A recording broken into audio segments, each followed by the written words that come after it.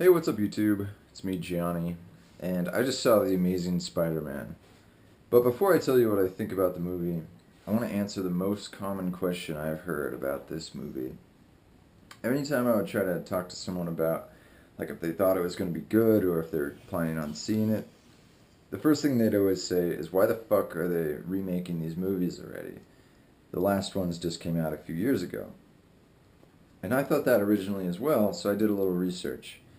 And first off, I'm going to say that I'm not huge into comic books, so if I don't nail this story, please try not to be upset. But from what I understand, this is the gist of it. In the Spider Man comic book world, there were two sets of authors that told the story. And they kind of did it in a different style, they took it in two different directions. And the original trilogy of Spider Man movies was one direction.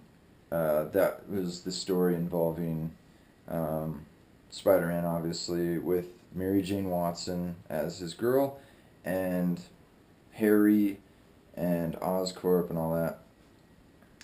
Um, and originally, their plan was to, after the original trilogy, was to kind of unite these two directions that the comic books took into one set of movies. But after the third movie, Tobey Maguire left, and I believe there were some other hang-ups as well that caused them to scrap that idea. And what they decided to do instead was to just take that second direction from the second set of authors from the comic books and turn that into its own set of movies. And the first thing I will say about this movie is that I thought they nailed the casting. Andrew Garfield plays the new Spider-Man, and I think the only thing I'd seen him act in before this was The Social Network, and I gotta say, I'll give him a big thumbs up for Spider-Man. I think he nailed the character. I think he did it in a different way than Tobey Maguire did, and in my opinion, a much better way. Even before he has the superpowers in this movie, he kind of has this attitude, this wit to him, and then um, also like a teenage angst kind of thing that makes it entertaining to watch after he actually gets the powers because he has that same attitude afterwards. In contrast to the Tobey Maguire version, I just got the general nerdy feel from him. I didn't actually enjoy that character until he got the powers, whereas the Andrew Garfield version is fun to watch before and after. His love interest in this movie is a girl named Gwen Stacy. Like I said, no more Mary Jane Watson.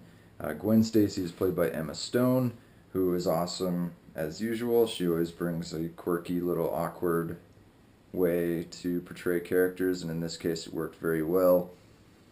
And I believe that Andrew Garfield and Emma Stone are dating off screen, which kind of gave them a more genuine feel. Like, as you were watching them together, you didn't get a feeling that they were acting, like that they actually liked being together.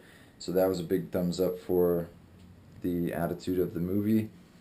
The supporting characters were done good as well. Martin Sheen as Uncle Ben and Dennis Leary as Gwen's father were both good characters.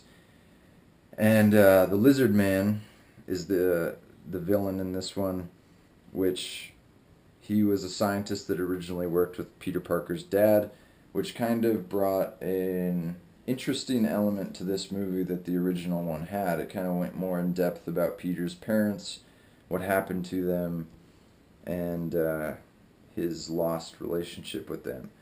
But other than that, uh, largely the same story as the first Spider-Man. And like if you took out Gwen Stacy, put in Mary Jane Watson, took out Lizard Man, put in Green Goblin, it's the exact same movie. He gets his powers, his uncle dies, he has to fight a villain. It's the same story.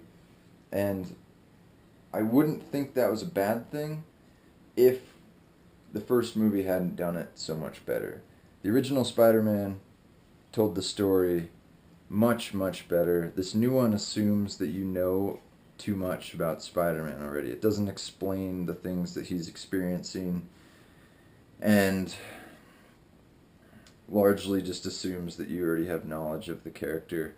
And that's kind of frustrating because I can see why they did it, because they didn't want to go over the same facts as the first one.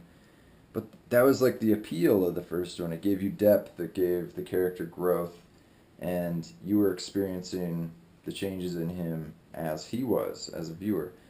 And I don't mean to say that the new one is bad because of that. Uh, my overall opinion of the movie is that it's actually a good movie. I enjoyed it, but when comparing it to the original, it just doesn't stack up. So if that movie had never happened, I think this movie would be getting a lot more positive feedback. But the fact that it did makes this movie look like it fell short. And I kind of hope that Mark Webb, the director of this movie, Webb, kind of gets his sticks with the rest of the series, because I think it actually has some legs and it will go somewhere. But the fact that it had to go over the exact same details and sequence of events as the first Spider-Man made it seem just redundant, especially since it was done in an inferior way. But I would still recommend it. Yeah, I guess that's my review of the new Amazing Spider-Man. Maybe I'll see you next time, dudes. Later. Say bye, Tyson.